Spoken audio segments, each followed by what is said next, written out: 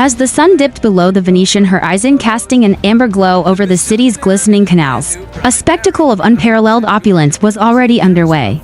Molly Hunter, reporting live from Venice, stood amidst a flurry of water taxis, security, boats, and curious onlookers, delivering the story that had gripped the attention of millions around the globe. Tonight wasn't just another glamorous European soiree, this was the wedding of the decade. Jeff Bezos and Lauren Sanchez had officially sealed their union in a ceremony as grand, as extravagant, and as headline-grabbing as one might expect from the world's third richest man. Lauren Sanchez is now officially Lauren Sanchez Bezos, and if there were any doubts about how deeply the couple had committed not only to each other, but to the public spectacle of it all, those were quickly erased when her new Instagram post went live.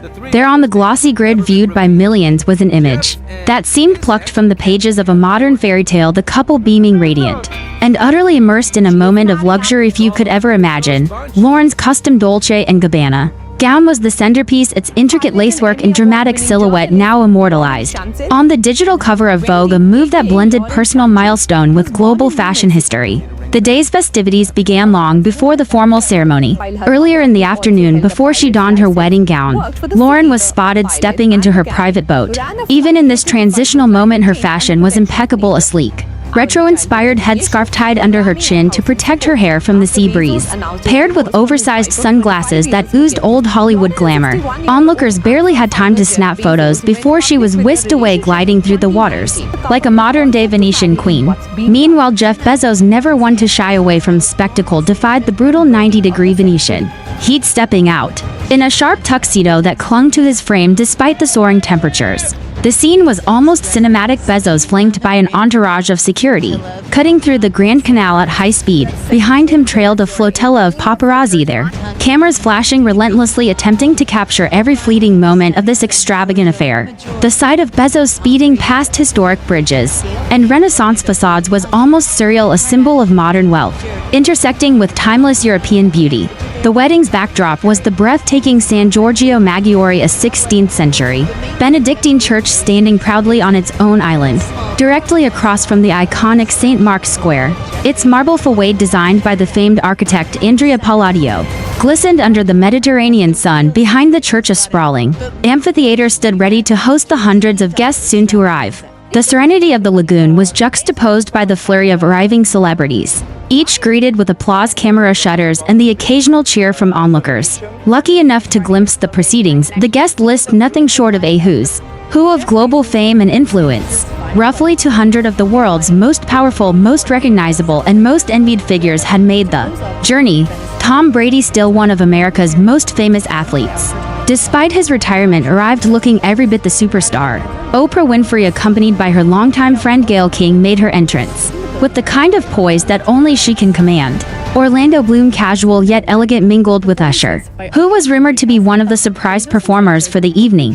The Kardashians unsurprisingly made an entrance that turned heads even in this crowd. Cameras flashed as they boarded their private water taxi, each sister styled to perfection, bringing their signature blend of high fashion and pop culture dominance to the event.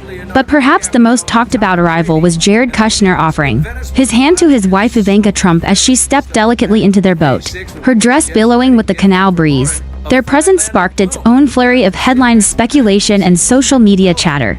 Yet for all its glamour, this was only the beginning. The real show, insiders hinted, was still to come. Tomorrow's grand finale, an exclusive invite-only celebration, would take place at the Arsenale, Venice's historic naval shipyard. The venue itself added an air of mystique to the event. A sprawling compound of Gothic arches, vast warehouses, and military-guarded docks, the Arsenale is rarely open to the public. That exclusivity made it the perfect location for an event designed to be both impenetrable to prying eyes and unforgettable for those inside.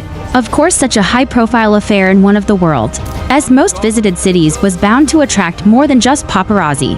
Protesters, long vocal about Bezos's perceived role in issues ranging from workers' rights to climate change, had organized under the banner "No Space for Bezos." Though small in number, their presence had been growing louder in recent weeks. Flyers, social media campaigns, and impromptu gatherings had signaled their intent. And now their largest demonstration was scheduled for 5 p.m. on Saturday, right as the final party was set to begin. But protests weren't the only unexpected twist in this unfolding drama. A bizarre subplot quickly gained traction online and in local tabloids. A bald Jeff Bezos lookalike had been seen wandering the city waving cheerfully to cameras and at one point even stepping into a water taxi just as the real Bezos disembarked from his own nearby. Some speculated it was an intentional plan to decoy designed to confuse paparazzi. Others insisted it was merely a coincidence, the kind of surreal happenstance that only Venice could produce, despite the protests and the occasional confusion over which bald man was actually the groom. Most Venetians seemed surprisingly unfazed by the unfolding spectacle. One local leaning casually against the railing of a Vaporetto stop summed up the city's sentiment. With elegant simplicity, this city is for everybody, for Bezos, for his wife, for you, for me. For every person, I don't see any problem with it. As a Venetian, we're not getting any kind of troubles or problems with public transport. I can go wherever I like. This sentiment was echoed by a group of American women visiting from Texas, sitting at a cafe just steps from one of the luxury hotels rumored to be hosting wedding guests. They shared their experience. We had some great dinner reservations, lunch spots, and then we just went to what we had already planned, one said, stirring her Aperol spritz. And then next to us would be, Jerry Seinfeld. It hadn't ruined our trip at all. It's been exciting. Back on San Giorgio Maggiore, the night's festivities were already well underway. From the reporter's vantage point, the blinking blue and red lights of police boats cut across the dark waters, like beacons, their reflections shimmering against the ancient stone of the island. Two security boats floated near the shore, stationed there to ensure that no unauthorized vessels could approach. Behind them, a long line of sleek water taxis bobbed gently, waiting to ferry guests back to their hotels, or perhaps onward to the next secret location on the evening's itinerary. Security was no minor footnote in this production. In fact, it may very well explain a significant portion of the reported $50 million price tag attached to the event. Between private security firms, off-duty military, and local law enforcement, the coordination required was staggering. Add to that the logistical feat of moving hundreds of guest staff, supplies, and even staging equipment through a city built entirely on water, and the cost begins to make more sense. But security wasn't the only big-ticket item. Whispers circulated about surprise musical performances with several A-list stars allegedly flown in under extreme secrecy.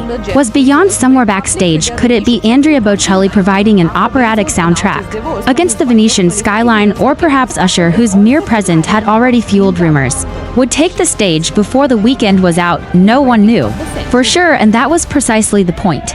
Meanwhile, as the party raged into the early hours, the conversation beyond the velvet ropes was very different. On Twitter, TikTok, and Instagram, debates swirled.